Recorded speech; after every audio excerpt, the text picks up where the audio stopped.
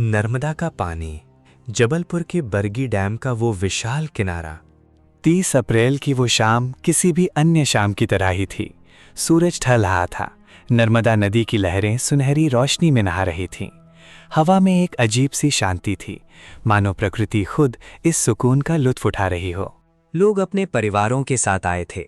बच्चों की हंसी गूंज रही थी और एक दूसरे की तस्वीर लेने का सिलसिला जारी था। सब कुछ सामान्य था। लेकिन किसी को क्या पता था कि आज शाम जो हंसी खिलखिला रही है वो चंद घंटों में आंसुओं के समंदर में बदल जाएगी। शाम के 5 बज रहे थे। लोग उस क्रूज और मोटर बोट का इंतजार कर रहे थे जो उन्हें नदी के उस पार प्रकृति के करीब ले जाती है। कोई अपने दोस्तों के साथ था तो कोई अपने पूरे परिवार के साथ। एक माँ अपने 3 साल के नन्हे बच्चे को सीने से लगाए हुए थी। बच्चा पानी को देखकर ताली बजा रहा था और माँ उसे मुस्कुराकर देख रही थी। वहाँ एक नवविवाहित जोड़ा था जो शायद अपनी नई जिंदगी के सपने बुन रहा था। दोस्तों का एक समूह था जो कॉलेज की छुट्टियों को यादगार बनाना चाहता था। कुल मिलाकर करीब 30 से 31 लोगों का वो कारवां उस नाव पर सवार हो गया। लेकिन उस वक्त एक ऐसी बात हुई जिसने शायद आगे होने वाली दुर्घटना की नींव रखती थी। कुछ यात्रियों ने सुरक्षा को लेकर सवाल किया, क्या लाइफ जैकेट्स हैं? जवाब आया, हैं, लेकिन कुछ। बाकी यात्रियों को ये कहकर टाल दिया गया कि यात्रा छोटी है, सब ठीक हो जाएगा। उस वक्त किसी को नहीं पता था कि ये छोटी सी यात्रा नहीं बल्कि जीवन की आखिरी यात्रा साबित होने वाली है। नाव किनारे से दूर हो चुकी थी। इंजन की धीमी गड़गड़ाहट और लोगों की बातें, सब कुछ एक खूबसूरत पिकनिक जैसा था। लेकिन कुदरत के अपने इरादे होते हैं। दूर क्षितिज पर काले बादलों का एक घेरा बनने लगा। हवा ने रुख बदला। वो हवा जो पहले ठंडी थी अब तेज थपेड़ों में बदलने लगी। कुछ यात्रियों ने चिंता जताई। नाव के कर्मचारियों से कहा, वापस चलते हैं, मौसम खराब हो रहा है। लेकिन जवाब वही था, कुछ नहीं होगा, ये तो रोज का है।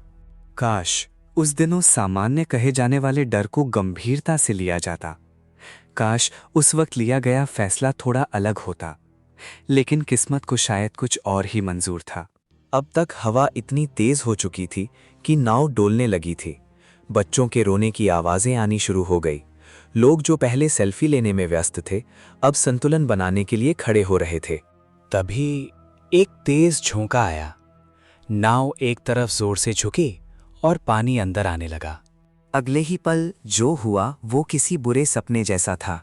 एक विशाल लहर ने नाव को पूरी तरह पलट दिया। 1 सेकंड पहले जो लोग हंस रहे थे वे अब नर्मदा के गहरे ठंडे पानी में संघर्ष कर रहे थे। चारों तरफ चीखें थीं, बचाओ बचाओ। वो माँ जिसने अपने बच्चे को सीने से चिपका रखा था, पानी में गिरते ही उसकी पहली प्राथमिकता उसका बच्चा था। उसने अपनी जान की परवाह नहीं की, बस अपने बच्चे को पानी से ऊपर रखने की कोशिश की। लेकिन पानी का बहाव और लहरों का जोर बहुत ज्यादा था। किनारे पर खड़े लोगों ने जब चीखें सुनी तो उनके होश उड़ गए। शोर मच गया।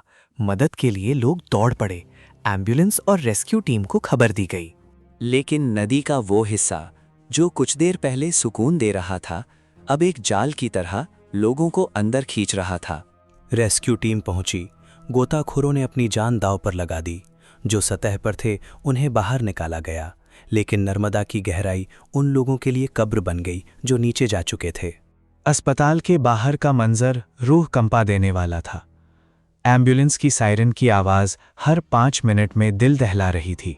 हर बार जब एम्बुलेंस का दरवाजा खुलता लोग अपनी उम्मीदों के साथ भागते, लेकिन अक्सर उन्हें वहां अपने अपनों की बेजान देह मिलती। जांच शुरू हुई और जो सच सामने आया उसने सबके होश उड़ा दिए। मौसम विभाग की चेतावनी को नजरअंदाज किया गया था। नाव में सवार लोगों की संख्या क्षमता से अधिक थी। और सबसे बड़ा पाप, सबके पास लाइफ जैकेट नहीं थी। ये कोई प्राकृतिक आपदा नहीं थी, ये इंसान की लापरवाही का नतीजा था। एक ऐसी लापरवाही जिसकी कीमत 30 परिवारों ने अपनी खुशियां देकर चुकाई। आज जब भी हम बरगी डैम की उस घटना को याद करते हैं तो मन में एक ही सवाल उठता है, क्या जिंदगी की कीमत इतनी कम है?